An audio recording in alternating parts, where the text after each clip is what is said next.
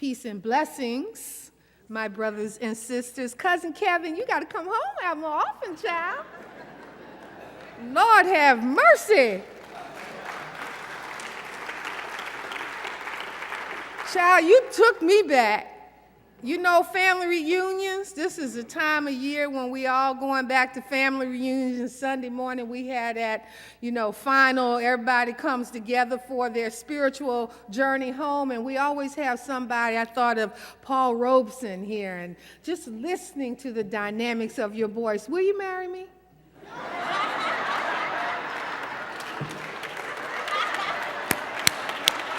Y'all know I'm still looking.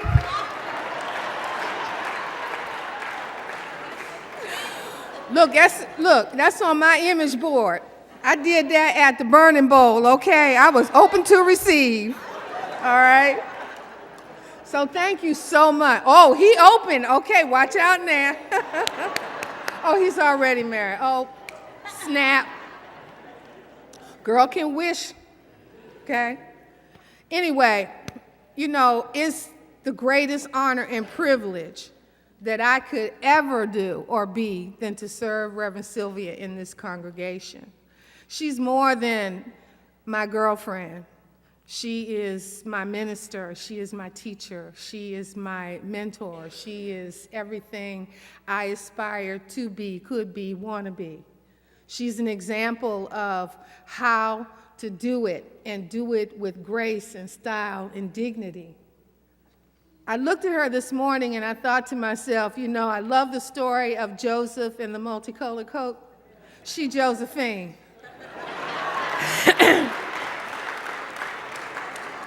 All right, I just kept saying, I love this. Isn't that shirt, that jacket it just represents all the 12 powers, the 12 colors, Joseph's coat, all of that.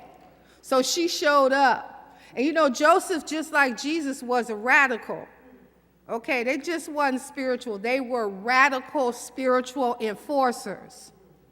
So as I was thinking about this, and when Reverend Sylvia called me a couple of weeks ago, and she was telling, she had just come back from Sedona. Now, I don't know if you've been there, but honey, that should be our Mecca.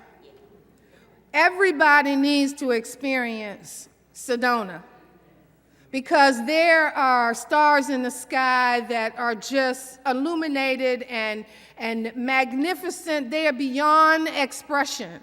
So as she was explaining, she was telling me, I reconnected to the time that I was there in Sedona.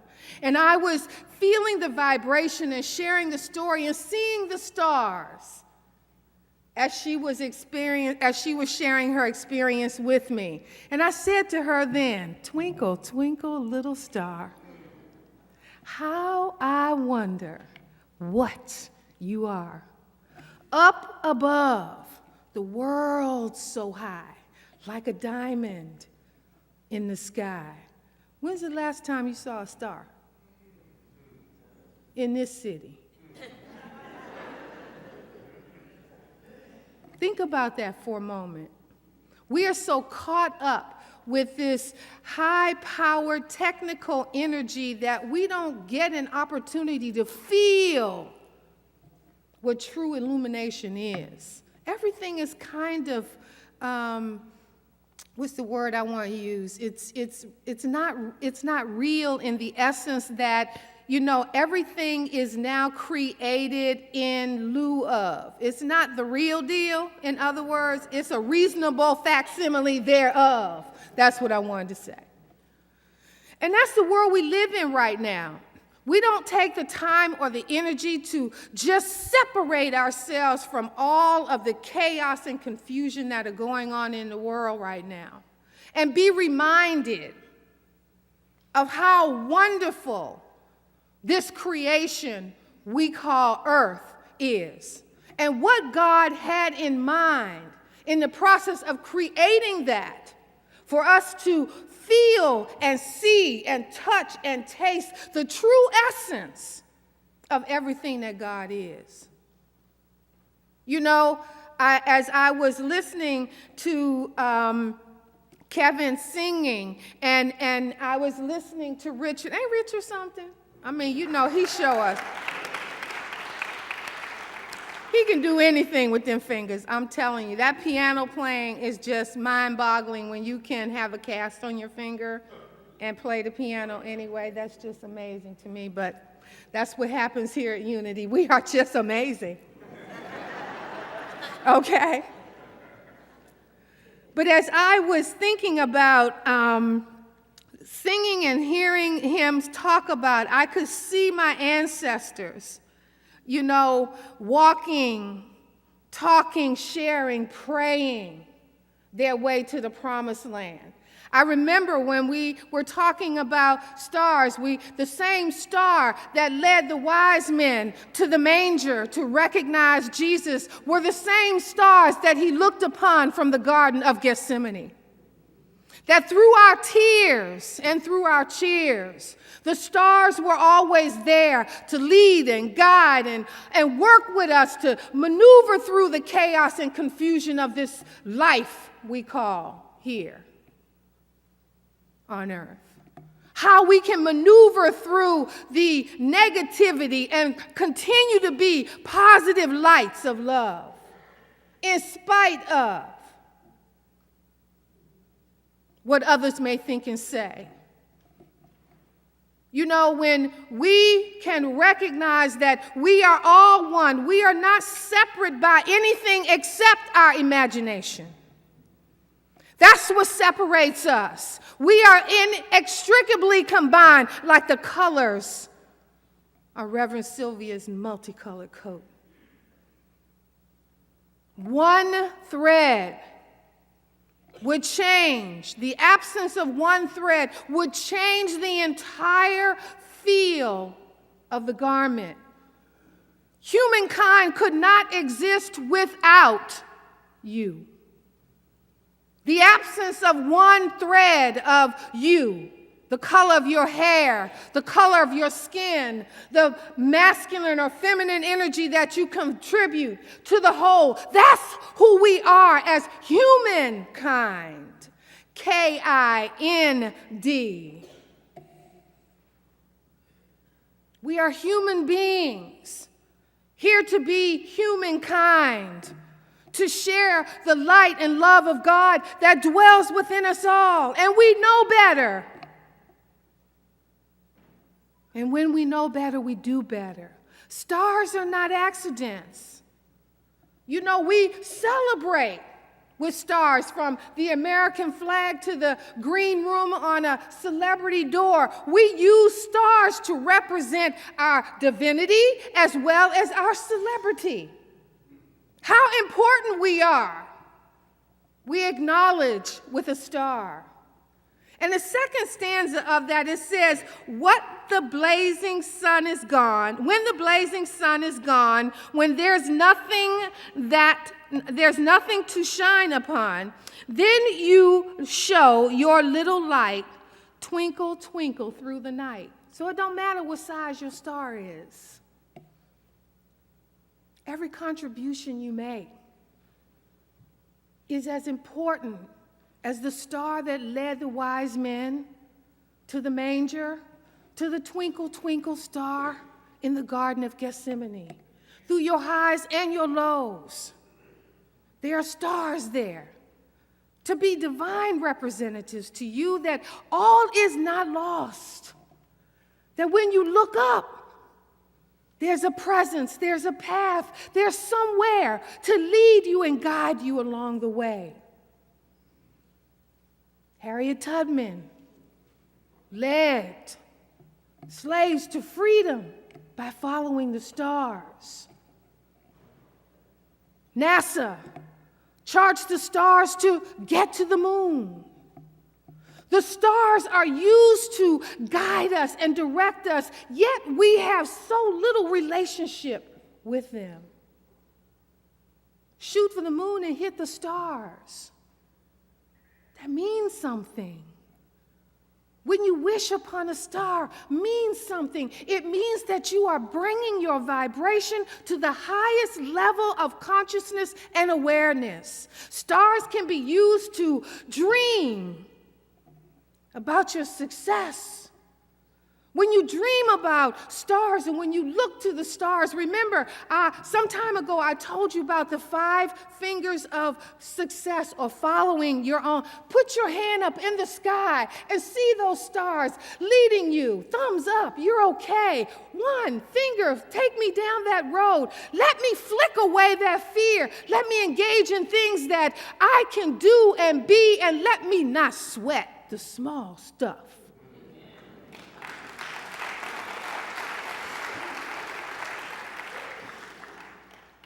When you wish upon a star, reach for one. I put my hand up in the sky and I just look at all the stars within my reach. Be and do and love at the level of stardom. Use stars as an opportunity for you to realize who you are and whose you are. You are a star, baby. You are star-born. You came from the imagination of stardom. God created you to do great things, star things. Not some things, not mediocre things, but great things. The stars in the sky are a reflection of the universal stars within your own being. The stars in the sky represent the cells in your body. This is a universe. Just like that is a universe. And when we allow that golden light to surround us, to comfort us, to heal us, to create within us, we are set off into a mission of stardom.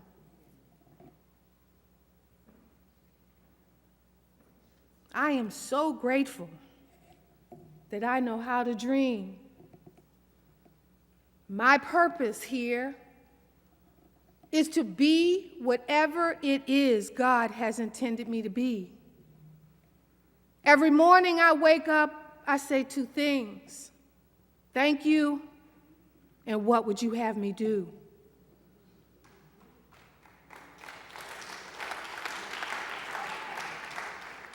And trust me, if you ask that question, God will give you the tools and the resources and the time to complete the mission. So if you want to stick around a little while, start asking for some work. Okay? You want to stick around a while? You want to be healed, healthy, and whole? The harder the job, the more vitality you must have to fulfill it. So God got to keep you happy, keep you healthy, keep you whole, as long as you are doing the things that God would have you do. Leave the crazies alone. They ain't your business. You focus on that star. You wonder where you are, what God would have you do, not somebody else's mission for you or about you. You know, and sometimes you got to just pull down your own veil, close yourself off to some of the craziness that's in this world. I have been a politically active person since I was 18 years old.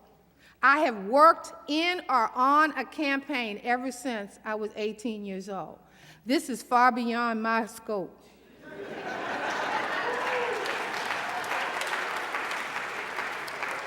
I said, Lord, what would you have me do?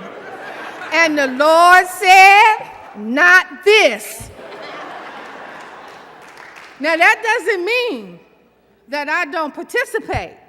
It simply means that my focus and my direction is on the evolution of consciousness, the spiritual warriors, healing the human divide, allowing us to talk about things that are uncomfortable, and coming to resolution that we can look different, we can act different, but we are all created in the image and unto the likeness of God. Now, when you can get real with that deal, nobody else will rain on your parade. When you can become the star that God created you to be, and acknowledge and celebrate the star that God created you to be, and you to be, and you to be, what a wonderful world this would be. There was another song, and it's a Linda Ronstadt version of When You Wish Upon a Star. And the first paragraph, first stanza of that was so cool to me. I liked it so much that I wanted to share that. It says, when a star is born, they possess a gift or two. One of them is this: they have the power to make a wish come true. Anytime you want to create or manifest something in your life, all you have to do is dream. All you have to do is recognize that the moment you set that intention, the universe conspires to give you what you want. The good, the bad, and the ugly. So as my grandmother used to say, be careful what you ask for. Think about what you are creating. Think about the difference you want to make in the world. Your legacy ain't about what they think you did, it's what he think you did. And all of us want to hear one thing when we transition from this physical being to the energetic light and love of God. Well done, my good and faithful servant. Well done. So at the end of this, it says, like a bolt out of the blue, fate steps in and sees you through. 'Cause when you wish upon a star, all your dreams come true. God bless you.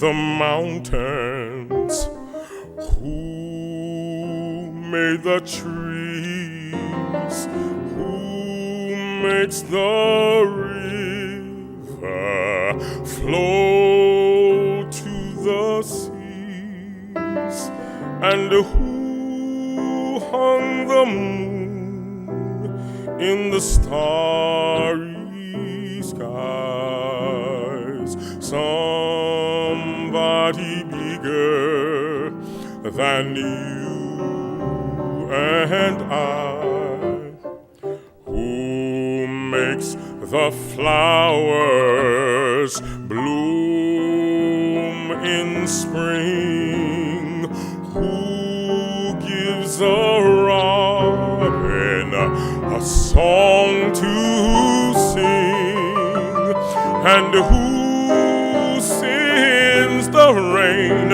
when the earth is dry. Somebody bigger than you and I. He lights the way when the road is long, keeps me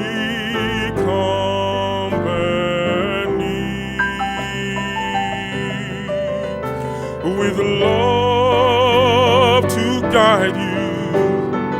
He'll walk beside you, just like He walks with me. When I am weary, filled with despair, who gives me courage to go on from there? And who gives me faith that will never die? Somebody bigger than you and I.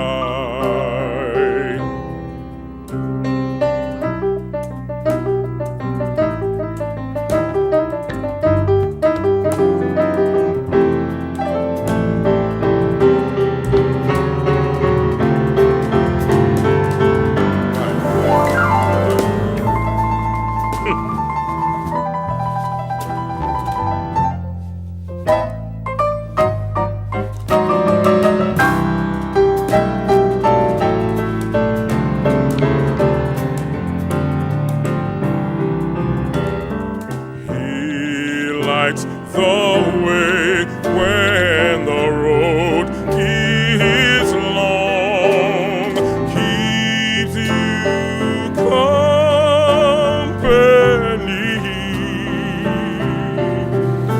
with love to guide you. He'll walk beside you just like he walks with me. When I am weary, filled with despair, who gives me courage to go on from there? And who gives me faith that will never die? Somebody bigger than you and I. Somebody bigger than you and I. God's so much bigger than you